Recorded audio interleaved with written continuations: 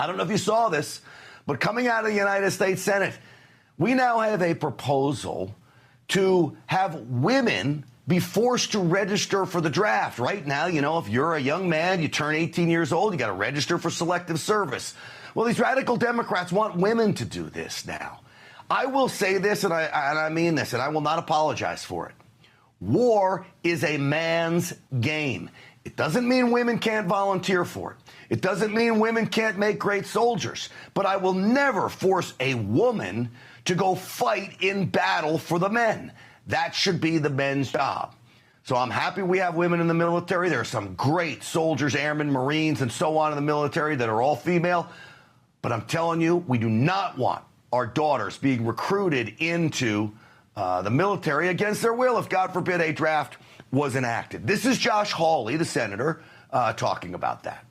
You've got the Democrats who want to turn the entire military into a giant trans experiment.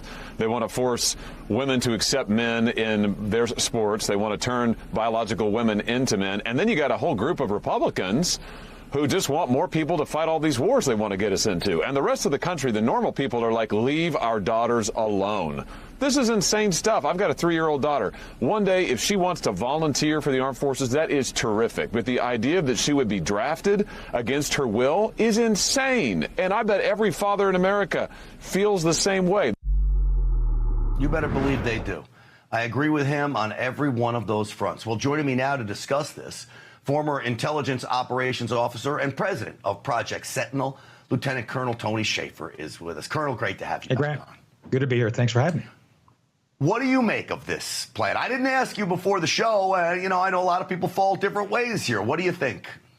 This is nonsense. Look, we actually held a hearing or a workshop on this with the Independent Women's Forum. I think it's about 10 years ago when this first came up. And Grant, everybody on the left assured us, oh, no, there's never going to be draft of women. And we said, no. We know you lefties. We know. No, this is all about you guys trying to bring women and draft them. And sure, here we are. Yeah. So it's just a little, hint to the audience. Don't trust the progressive left. They will never tell you the truth. So Holly is completely right. It's ridiculous. Now, not to belittle the warriors and the women warriors who have signed in. I know, Grant, some kick-ass special operations women. I don't want to name names. They're still in service. But you have women who volunteered, went through the training, excelled, did everything and more that men would do, and they volunteered to do it. But they're a unique individual. Yeah. You cannot just take one size does not fit all. You can't just decide you're going to bring women in, put them on the front line, and expect them to vote. My friend, General Joe Dunford, chairman of the Joint Chiefs, prior to being chairman, he was commandant of the Marine Corps. Grant, he did a study, and he showed that women, no matter how hard they try, they physically cannot maintain standards or physical readiness if they're in combat with infantry-type people. It's not possible. So the idea here, we're going to go against physics, science, and nature and plug these women in. It's insane. All right. So I have said, on a whole, men are stronger than women. It is not Absolutely. To say that there aren't some women that are stronger than men. Of course there are. Right. But on a whole, men are stronger than women. As long as everybody meets the requirements, I don't care if you're a man or a woman. I just want everyone to be safe and have a fighting chance to win. I think this is about, though, not only just the wussification of America, but the destruction of our military as the military some kind of social experiment. We see what they're doing with transgenderism. You see General Milley talking about white rage and diversity, equity, and inclusion in our military. And now you want to draft women into the military as well.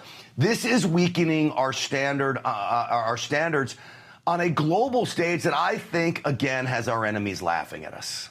It does. And Grant, General Milley looked really good in stilettos. I'm just saying, leave him alone. But I digress, but I shouldn't. Anyway, back on topic. Yes, our enemy sees it for what it is. This is a weakening of the military across the board.